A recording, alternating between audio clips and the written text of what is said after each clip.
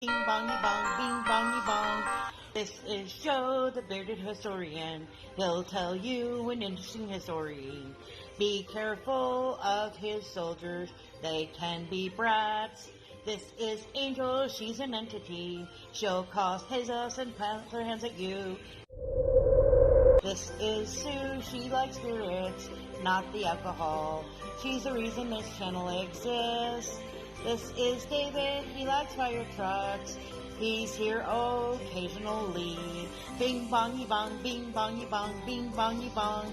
We preserve his story. Welcome to Wayback Wednesday. Joe's gonna ramble some about Germany. If you haven't seen or heard, we have the Oktoberfest has started, so please try to join us for a live. They're semi-fun. The Bud's family time and us doing random holiday-ish activities. I'm not allowed to tell you our current ideas. Angel says that they have to be a surprise, so look forward to that.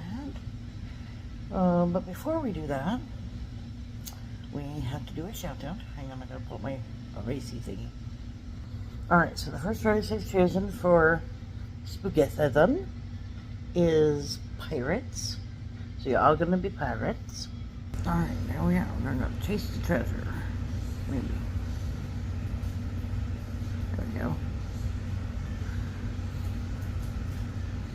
We're either very tiny pirates, or that's a very big mouse.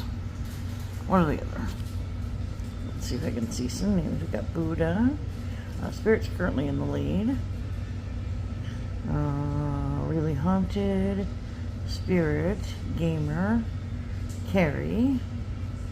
Random. Patty. Gamer. Carter. Our Gen X friends. Pinned. Uh-oh. Okay, we're trying this again because it crashed. Alright, here we go. There she stole. There's Buddy. There's Grumpy. Intrepid. Kaz. Looks like Intrepid is slightly in the lead. NY Queen. Anubis. Paparazzi, Really Haunted. She stole. Intrepid is really in the lead right now. There's Misha and Pete. Who we got back here? Logan's and Lori. Intrepid's still in the lead. Oh, we got some people catching up. There's Ajin and Random and Pete. Praying. And it looks like it's fine. Alright, friends won.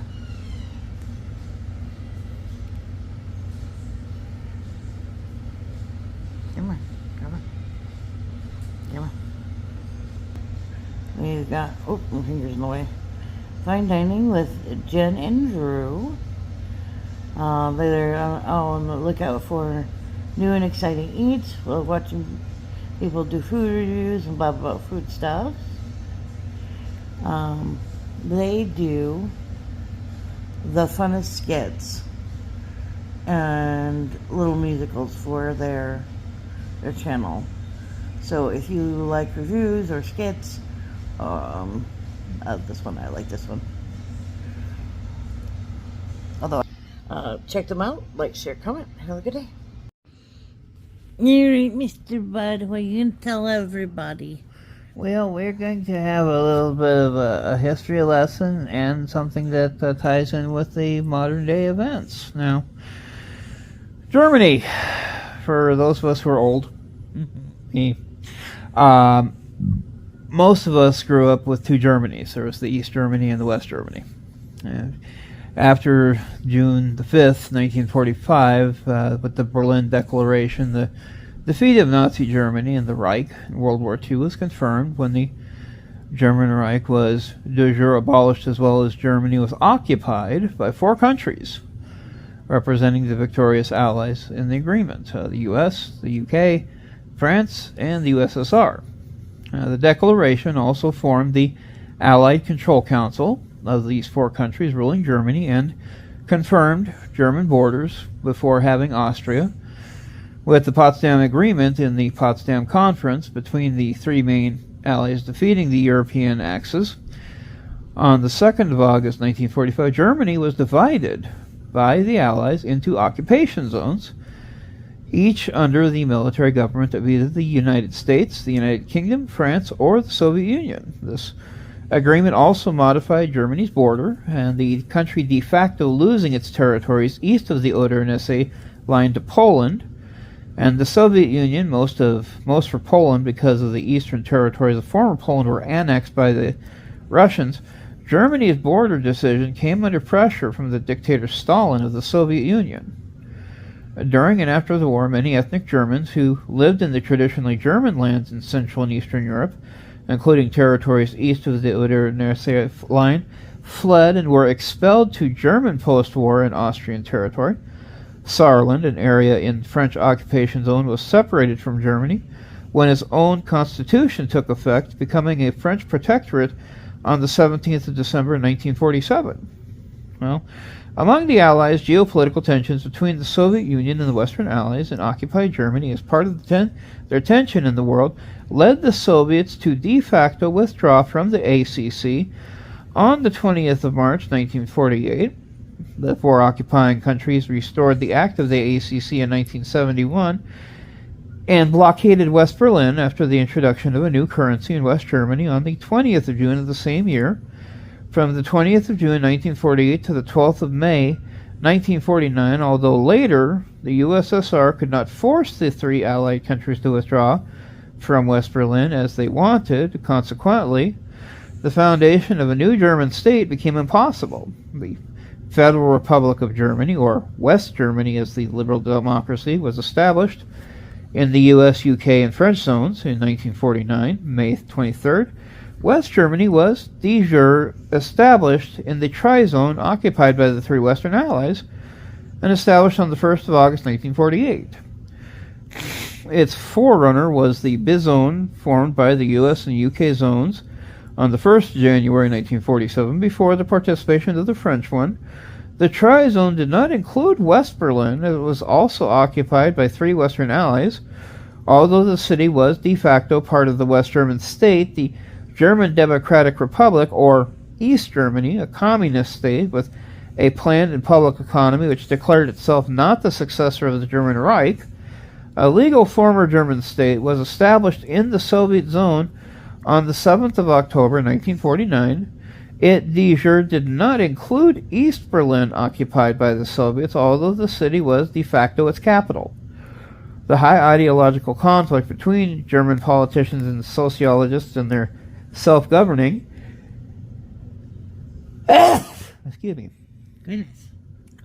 East-West society was preceded by the influence of higher foreign occupiers. However, they only really rose to become official with the birth of the two countries of Germany in context to the international tensions period of the Cold War. The capital of West Germany was in Bonn. However, it was only considered provisional due to the West German target of Berlin, which had been divided by the eastern part de facto managed by East Germany. East Germany originally wanted to gain West Berlin and make a unified Berlin become its capital. The Western Allies and Western Germany rejected the Soviet Union's idea of a neutral unification in 1952, resulting in the two German governments continuing to exist side by side. Most of the border between the two Germanys and later the border in Berlin were physically fortified and tightly controlled by East Germany in 1952 and 1961, respectively. The flags of the two German countries were originally the same, but in 1959, East Germany changed its flag. The West German government initially did not recognize the new and de facto German-Polish border, nor East Germany, but later recognized the border in 1972 with the 1970 Treaty of Warsaw, and East Germany in 1973 with the 1972 Basic Treaty. When applying a common policy to reconcile with the communist countries of the East, The East German government also had encouraged the two-state status after initially denying the existence of the Western German policy and the influence of the Soviet policy of peaceful coexistence. This mutual recognition between the two Germanys paved the way for both countries to be widely recognized internationally. The two Germanys joined the United Nations as two separate country members in 1973, and East Germany abandoned its goal of reunification with their compatriots in the West in a constitutional amendment the following year. I'm going to write it on paper, so there. Mikhail Gorbachev had led the country as the General Secretary of the Communist Party of the Soviet Union since 1985, with the fact that the Soviet Union experienced a period of economic and political stagnation and the correspondingly decreased intervention from Eastern Bloc policy. In 1987, the United States President Ronald Reagan gave a famous speech at the Brandenburg Gate challenging Gorbachev to tear down this wall, which prevented freedom of movement in Berlin. The wall had stood as an icon for political and economic division since East and West, a division that Churchill referred to as a Iron Curtain. Gorbachev announced in 1988 the Soviet Union would abandon its Brezhnev Doctrine and allow Eastern European countries to freely determine their own internal affairs. In early 1989, under a new era of Soviet policies of glasnost, openness, and perestroika, economic restructuring, and taken further by Gorbachev, the Solidarity movement took hold in Poland. Further inspired by other images of brave defiance, a wave of revolution swept through the Eastern Bloc that year in May 1989, when Hungary removed their border fence. However, dismantling its old Hungarian border facilities did not open the borders, nor were previous strict controls removed, and the isolation from the Iron Curtain was still intact over its entire length. The opening of the border gate between Austria and Hungary at the Pan-European picnic on the August of 19, 1989, then set in motion a peaceful chain reaction, at the end which there was no longer a GDR and the Eastern Bloc had disintegrated. Extensive advertising for the planned picnic was made by posters and flyers among the GDR holidaymakers in Hungary. The Austrian branch of the Pan-European Union, which was headed by Karl von Habsburg, distributed thousands of brochures inviting them to a picnic near the border at Sopron. It was the largest escape movement from East Germany since the Berlin Wall was built in 1961. After the picnic, which was based on the idea by Karl's father, Otto von Habsburg, to test the reaction of the USSR and Mikhail Gorbachev at the opening of the border, tens of thousands of media-informed East Germans set off for Hungary. The media reaction of Ulrich Honeckers in the Daily Mirror on 19th of August 1989 showed the public in East and West that there had been a loss of power by the Eastern European communist rulers in their own sphere of power, and they were no longer the designers of what happened.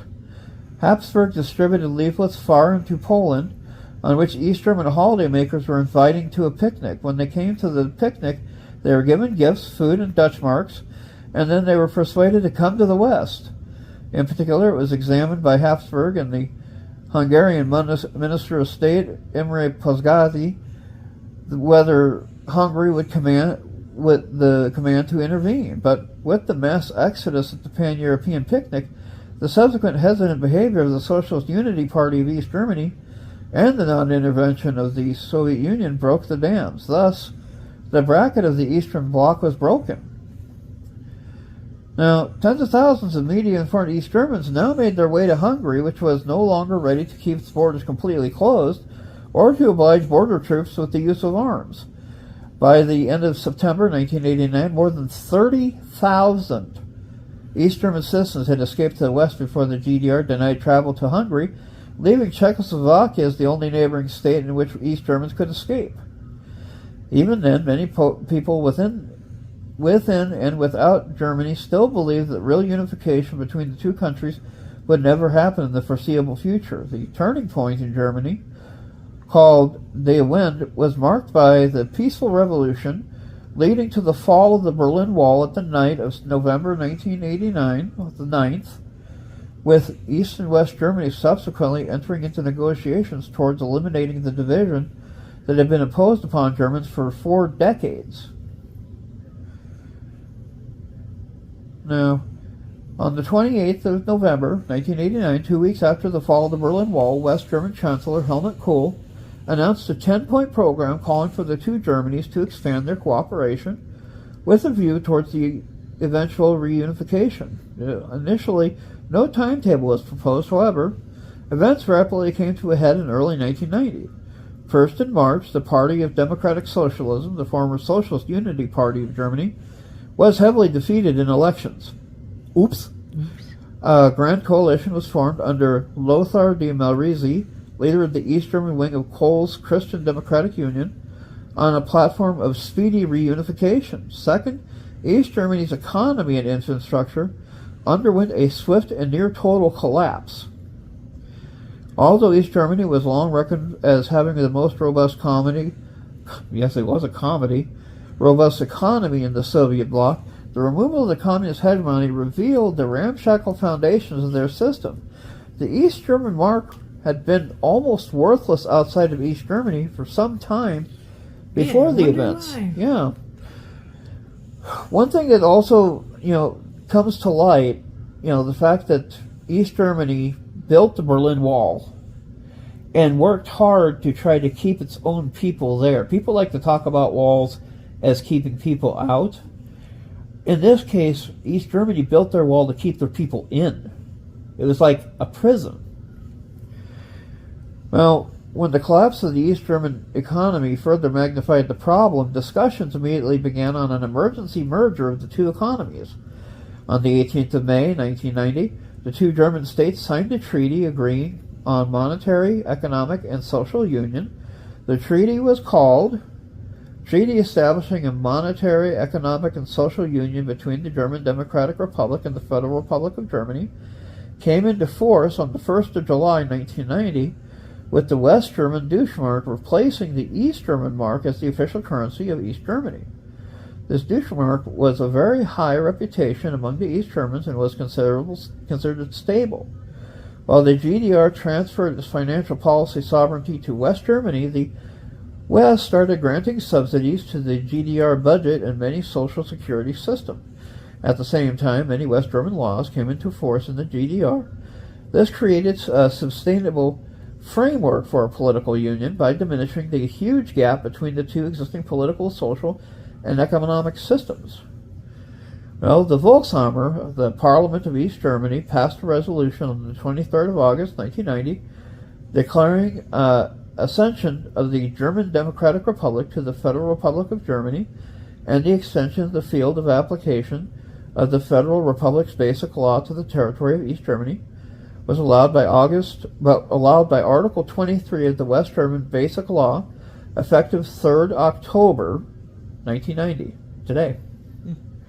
This declaration of accession was formally presented by the President of the Volkshammer, Sabine Wagen-Pohl, to the President of West German Bundestag, Rita Süssmuth, by means of a letter dated 25th of August 1990. Thus, formally, the procedure of reunification by means of accession of East Germany to West Germany and of East Germany's acceptance of the Basic Law already in force in West Germany was initiated as the unilateral sovereign decision of East Germany, as allowed by the provisions of Article 23 of the West German Basic Law as it then existed.